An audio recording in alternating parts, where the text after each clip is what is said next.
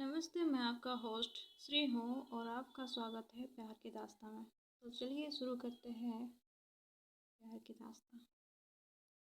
आराध्या और सोना स्कूल से आने के बाद थोड़ी देर आराम करते हैं, फिर पढ़ाई करते हैं। कुछ समय बीत जाने के बाद ठीक रात के 9 बजे वो खाना खाते हैं। खाना खाने के बाद सोना कुछ समय पढ़ाई करती है और फिर सो जाती है। उस समय आराध्या सोना के पास आती है और सोना को कहती है कि बेबी किस कर लूँ। सोना बस मैं जवाब देती है। उसके बाद आराध्या सोना को किस करने के बाद गुड नाइट बोल के अपने रूम में चली जाती है। फिर सुबह को सोना उठती है और आराध्या के पास जाके उसे गुड मॉर्निंग विश करती है एंड लव यू बोलती है। आराध्या रिप्लाई देती है, very good morning, love you too. ऐसे ही कुछ दिन के बाद स्कूल की छुट्टी फिर से हो जाती है। सोना और आराध्या अपने अपने घर जाते हैं। अब आराध्या सोना को ज़्यादा टाइम नहीं देती है। सोना को शक होने लगती है कि आराध्या क्या शायद सोना इंस्टाग्राम पर फेक आईडी बनाकर आराध्या को मैसेज करती है। पहला मैसेज, हाय। आराध्या का रिप्लाई आता है, हेलो। सोना पूछती है, तुम्हारा कोई बॉयफ्रेंड है? रिप्लाई फिर से आती है, नहीं। ये पूछने के बाद आराध्या क्या भी और बोले। स्कूल खोलने के बाद फिर से दोनों एक साथ समय बिताने लगते हैं। पर एक दिन आराध्या की दोस्त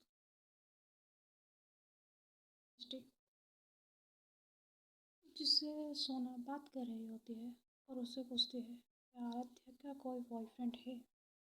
वो मिष्टी बोलती है, हाँ। सोना हैरान होकर सोचती है कि ये सब तो मुझे वो कभी नहीं बताई है। फिर मिष्टी बोलती है, क्या तुम्हें बताया नहीं है? सोना के सोना कहती है, मैंने पूछा था पर उसने कहा कि मेरा कोई बॉयफ्रेंड नहीं है। फिर मिष्टी बोलती है, अच्छा शायद तुम्हें नहीं बोली है, पर उसका बॉयफ्रेंड है। सोना को अब ज़्यादा शौक होने लगता है पर वो कुछ नहीं कर सकती। धीरे धीरे सोना आराध्या के ऊपर नज़र रखने लगती है। उसके फेसबुक में कौन कौन है उसके बारे में तलाश करती है। फिर एक दिन सोना को पता चल जाता है कि आराध्या का एक बॉयफ्रेंड है, उसका नाम है चंदन। उसके बाद सोना फेसबुक अकाउंट पर जाती है और आराध्या के अकाउंट में जितने भी चंदन नाम के लड़के हैं उस सारे लड़कों को फ्रेंड रिक्वेस्ट भेजती है। कुछ लोग एक्सेप्ट कर लेते हैं और कुछ लोग नहीं। ज़्यादा नहीं थे, बस 2 3 4 ऐसे थे। उसमें से एक आराध्या का बॉयफ्रेंड भी था। ये जानने के बाद भी सोना आराध्या से पूछती है, आराध्या सच कहना, तुम्हारा कोई बॉयफ्रेंड है? आराध्या फिर से जवाब देती है, नहीं। सोना पूछती है। तो चंदन कौन है? आराध्या बोलती है, वो मेरा भाई है। सोना, अच्छा ठीक है। कुछ दिन बाद फिर से स्कूल की छुट्टी हो जाती है। फिर एक दिन सोना ने फेसबुक पर अपने स्कूल का स्टोरी दी थी। उस स्टोरी को उस स्टोरी देखकर एक लड़का रिप्लाई दिया था, क्या तुम इस स्कूल में पढ़ती हो? सोना ने रिप्लाई दिया, हाँ। उस लड़के ने कहा, क्या तुम रानी को जानती हो? सोना बोली,